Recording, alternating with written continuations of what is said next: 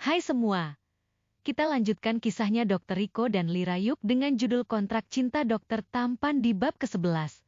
Berdamai. Baca kisah lengkapnya di aplikasi Kabim App ya. Tolong klik tombol subscribe dan loncengnya jika ya. Terima kasih. Selamat menyimak. Kenapa kamu mau disuruh bawa makanan dari hasil masakan si pincang itu? Apa kamu sudah kena guna-guna dia? Sentak Nurma. Riko memundurkan wajahnya, maksud Mama? Ya, kenapa kamu mau disuruh-suruh sama si pincang itu buat bawa makanan itu segala? Kamu mau Mama mati diracun sama dia? Mama kena racun sayang menantu. Riko tertawa sambil mencolek sisa sambal ijo di wadah bebek beledek yang tadi dibawanya. Jangan mati duluan, Ma. Riko gak pengen punya mama baru yang lebih cantik dari Wina. Mama tahu sendiri, kan selera papa. Riko mengedipkan sebelah matanya lalu tertawa puas sambil berlalu. Riko! Teriakan Nurma sama sekali dipedulikan Riko. Riko meremas rambut cepaknya lalu menendang meja. Kok, kamu gak apa-apa kan? Riko menatap lurus ke depan lalu berdiri menggebrak meja. Aku sudah menuruti semua kemauan kalian, kenapa kalian selalu menuntutku? Riko, sayang, kami hanya berbuat yang terbaik untukmu. Dengan mengorbankan kehidupanku? Orang tua macam apa kalian? Riko berlalu pergi meninggalkan rumahnya dengan membawa kepedihan yang mendalam.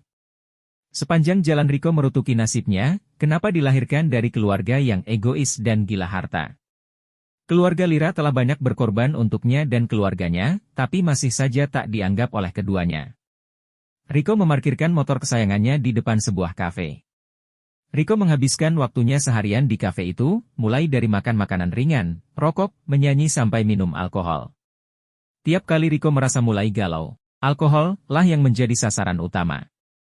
Ketika setengah sadar, Riko mengirim lokasinya saat ini pada Wina tapi Wina sama sekali tak meresponnya sampai Riko mabuk dan tak sadarkan diri.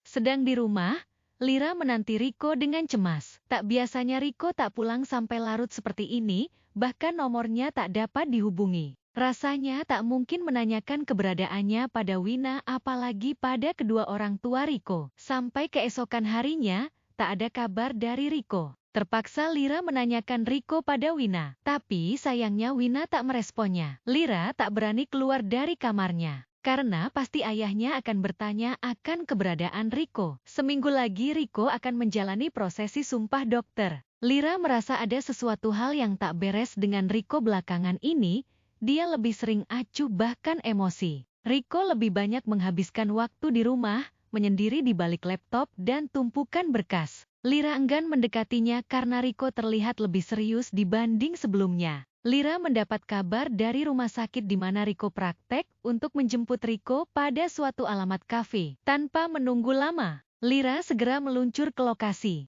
Mbak, ini yakin kafenya? Kok kayak jebakannya? Tanya Pak Wanto, supir keluarga Hanafi.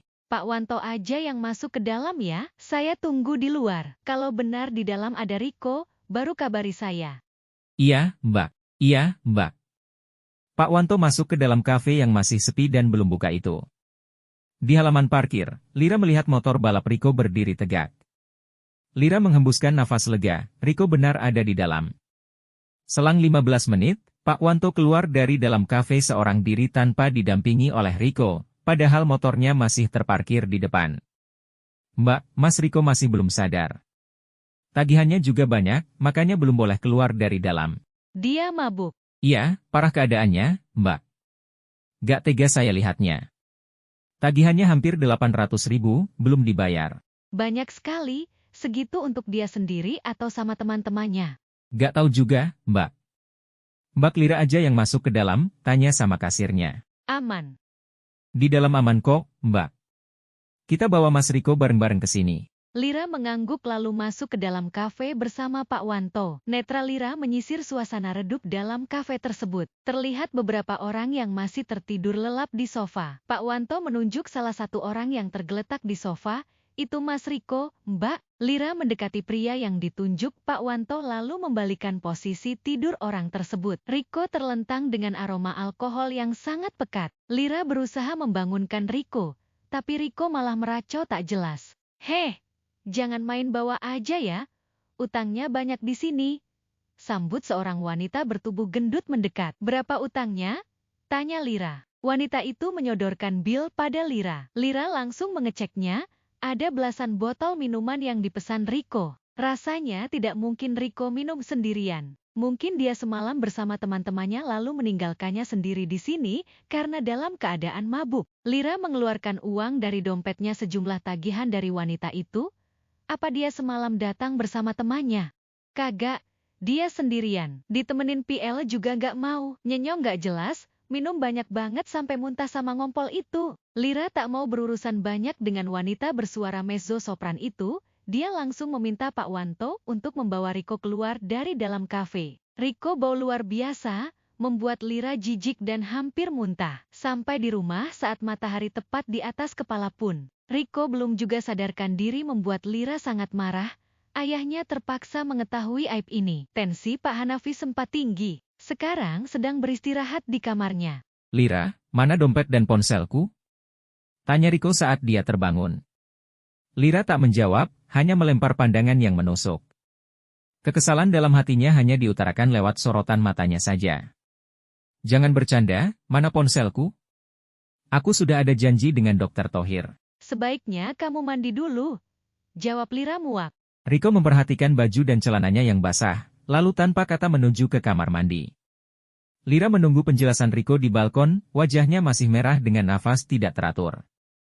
Suara pintu kamar mandi yang terbuka lalu menutup sudah terdengar 5 menit yang lalu, tapi Rico belum juga menampakkan batang hidungnya di hadapan Lira. Akhirnya Lira masuk ke dalam kamarnya menyusul Rico. Ternyata Rico larut dalam berkas-berkasnya, laptopnya menyala, sepertinya Rico sangat sibuk. Lira, dengar, kurasa ponselku tertinggal di kafe kemarin. Di HP itu banyak sekali data-data penting yang harus aku olah. Tidak ada, bukan hanya ponselmu yang hilang, tapi dompet dan semua isi kantongmu semalam ikut rayap. Rico membulatkan netranya, kamu bercanda, kan? Tolong bantu aku, kembalikan ponselku. Dalam dompet itu juga tak banyak uangnya. Sebelum kamu diangkut ke sini, Pak Wanto terlebih dahulu menyelamatkan barang-barangmu, tapi ternyata semuanya ludes tanpa sisa. Kamu tahu artinya kan? Tidak mungkin. Aku minta maaf atas kejadian semalam, tolong dengan sangat amat, maafkan aku dan kembalikan ponselku. Dompetnya ambil saja. Semua barang bawaanmu ludes. Pencuri yang ambil, bukan aku atau Pak Wanto. Kamu serius?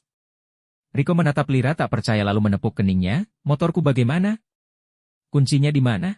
Aku gak tahu. Kamu ceroboh sekali. Kenapa mabuk sampai semua barang-barangmu hilang? Kamu mengatai aku ceroboh? Aku tak salah dengar. Maaf. Lira menunduk. 2 kalimat yang dilontarkan Rico barusan sontak membuat hatinya merasa bersalah. Tolong kembalikan ponselku. Tangan Rico menadah di hadapan Lira. Tolong kembalikan ponselku. Tangan Rico menadah di hadapan Lira. Aku gak tahu di mana ponselmu. Rico mulai menarik kerah baju Lira. Kembalikan. Aku gak tahu. Plak, suara benda besar jatuh ke lantai bersama kepingan kaca meja yang pecah berhamburan. Bersambung. Terima kasih telah menyimak kisah Dr. Rico selanjutnya dalam judul Kontrak Cinta Dokter Tampan. Tolong tekan tombol subscribe, like dan share agar kamu tak ketinggalan video lainnya.